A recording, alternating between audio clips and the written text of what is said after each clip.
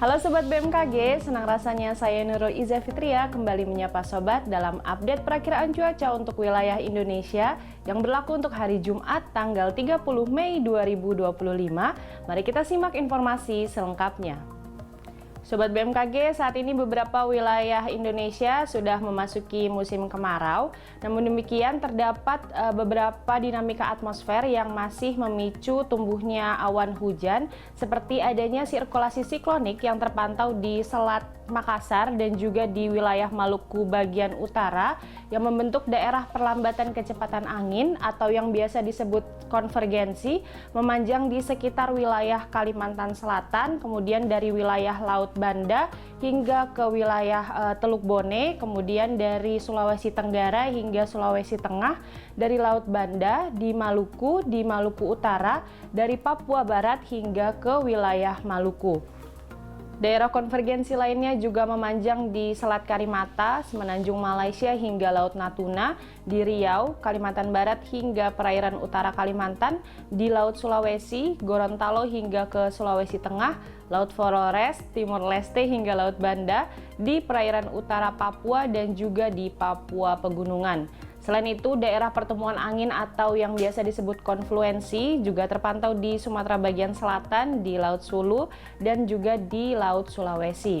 Kondisi tersebut mampu meningkatkan potensi pertumbuhan awan hujan di sekitar wilayah sirkulasi siklonik dan juga di sepanjang daerah konvergensi maupun konfluensi tersebut. Sobat BMKG, kombinasi dinamika atmosfer tersebut menyebabkan potensi hujan sedang hingga lebat dan juga cuaca ekstrim yang perlu diwaspadai, meliputi sebagian wilayah Sumatera, Nusa Tenggara, sebagian besar wilayah Kalimantan, sebagian besar Sulawesi, Maluku, dan Maluku Utara, serta Papua.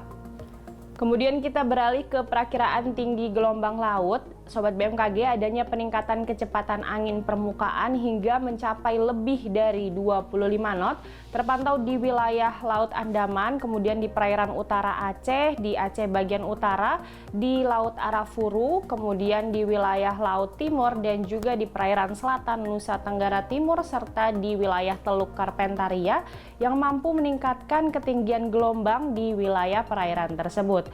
Selanjutnya perlu juga diwaspadai adanya potensi banjir rob terutama di wilayah pesisir Sumatera Utara, kemudian di pesisir Kepulauan Riau, Jambi, Kepulauan Bangka Belitung, pesisir Lampung, di pesisir Banten, pesisir utara Jakarta, pesisir Jawa Barat, Jawa Tengah, pesisir Nusa Tenggara Barat, pesisir Kalimantan Selatan, Kalimantan Tengah, Sulawesi Utara, dan juga di wilayah pesisir Maluku.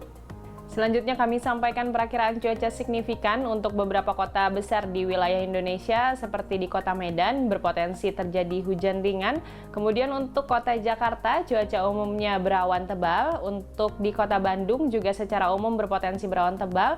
Kemudian di Kota Surabaya juga secara umum cuaca berawan tebal. Kita beralih ke Kota Makassar, terdapat potensi hujan ringan. Dan terakhir untuk Kota Jayapura secara umum juga terdapat potensi hujan dengan intensitas ringan. Selanjutnya untuk kota-kota besar lainnya, mari kita simak informasi selengkapnya. Kita mulai dari Pulau Sumatera. Untuk kota Banda Aceh, Padang, dan Tanjung Pinang cuaca umumnya berawan tebal, namun demikian untuk kota Medan dan Pekanbaru diprediksi terdapat potensi hujan dengan intensitas ringan.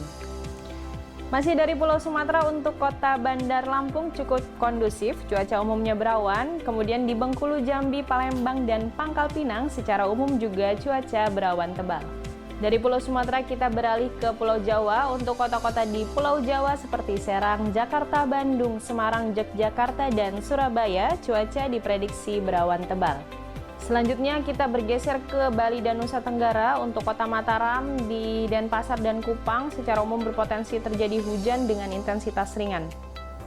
Kemudian untuk Pulau Kalimantan, di kota Pontianak dan juga Banjarmasin cuaca umumnya berawan.